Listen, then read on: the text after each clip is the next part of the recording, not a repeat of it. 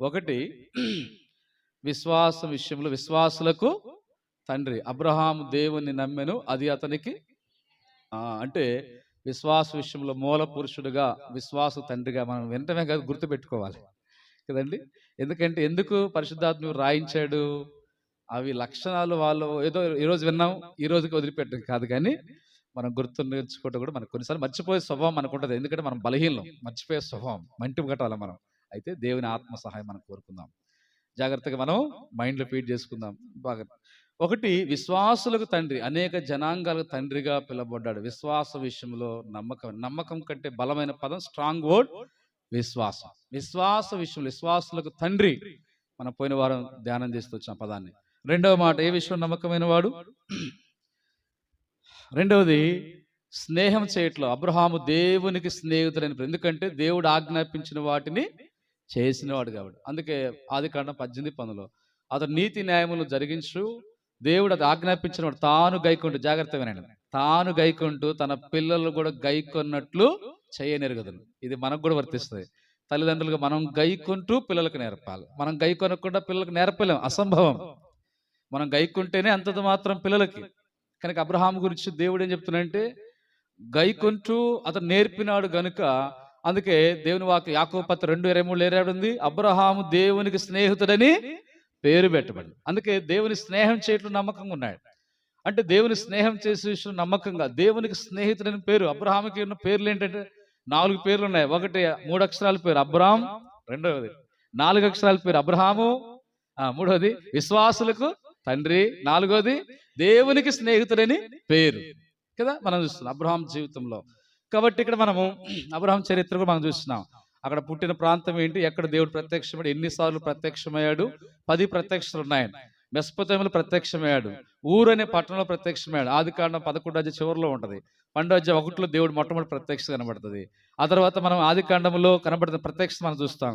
ఆ తర్వాత దేవుని వాక్యం నెహెమ్యా గ్రంథంలో రాయబడింది, మెసొపొతామియాలో మహిమగల దేవుడు అబ్రహాం ప్రత్యక్షమయ్యాడు.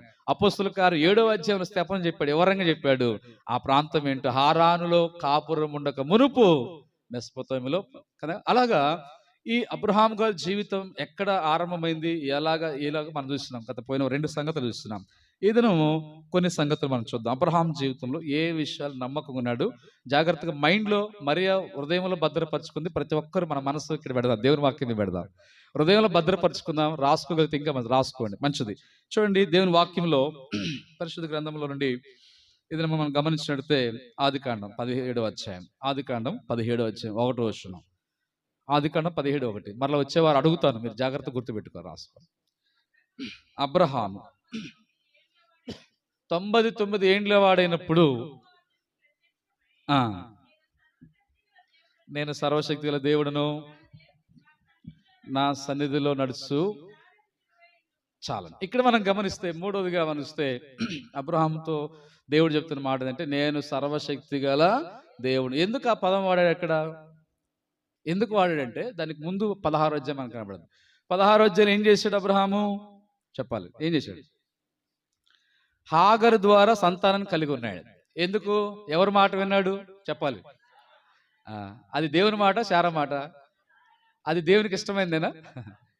అది అందుకే 16వ అధ్యాయంలో అబ్రహాముకి ప్రత్యక్షత లేదు, 17వ అధ్యాయంలో ప్రత్యక్షత కనబడతారు. అంటే అబ్రహాం చేసిన పొరపాటు మనకు కనబడుతుంది ఏంటంటే, శారా మాట విని అప్పటిదాకా ఆగి, అక్కడ దాకా ఆగాడు కదండి. 75 సంవత్సరాలు ప్రత్యక్షం అయితే దాదాపు సుమారు 85-86 ఆ ప్రాంతం, అంటే సుమారు 10 సంవత్సరాల వరకు వెయిట్ చేసినప్పుడు శారానికి నా దాసి అయిన హాగరు ద్వారా సంతానం వస్తే, అదే ఆ సంతానం మన సంతానం అన్నట్లుగా శారా ఆ మాట చెప్పినప్పుడు, శారా మాట ప్రకారం చేస్తూ వచ్చినప్పుడు అది దేవునికి అంగీకారం లేదు. ఎందుకు లేదంటే, దేవుని వాక్యంలో దేవుడి ఉద్దేశం ఏంటంటే అబ్రహాము ద్వారా వచ్చే సంతతిని అన్నాడు. అందుకే అబ్రహాము ద్వారా జనాంగాలు తీసుకొస్తాను, దేవుని ప్రణాళిక వేరు, దేవుని ఏర్పాటు వేరు. ఇక్కడ శారా ఏర్పాటు వేరైపోయింది. కనుక మన దేవుని కొన్ని సందర్భాలు దేవుని ప్రణాళికల నుంచి తప్పించే పరిస్థితులు వస్తాయి. అనేక సందర్భాల్లో అపవాది తప్పిస్తాడు, మనుషులు తప్పిస్తాడు, కొన్ని మనకు వచ్చిన పరిస్థితులు కూడా తప్పిస్తూ ఉంటాయి. అందుకే దేవుని ప్రణాళిక ఎరగాలి, దాన్ని కొనసాగి. అయితే అబ్రహాము తప్పిపోలేదు, కానీ అక్కడ తప్పించిన పరిస్థితి శారా వచ్చింది, శారా మాట వినటం వల్ల.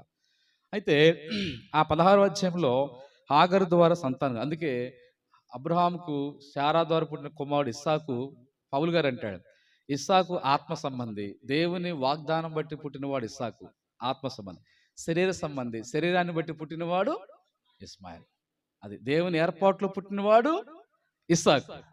మానవుని ఏర్పాట్లో పుట్టినవాడు ఆ శారా మనసు, శారా మాట చొప్పున, శారా ఏర్పాట్లో పుట్టినవాడు ఇస్మాయిల్. దేవుని ఏర్పాట్లో పుట్టినవాడు ఇస్సాకు. అది మనం గుర్తించాలి. అందుకే దేవుని ఏర్పాట్లు మనం గుర్తించాలి. ఇక్కడ మనము అందుకే నేను శక్తిహీనుడు అనుకున్నావా?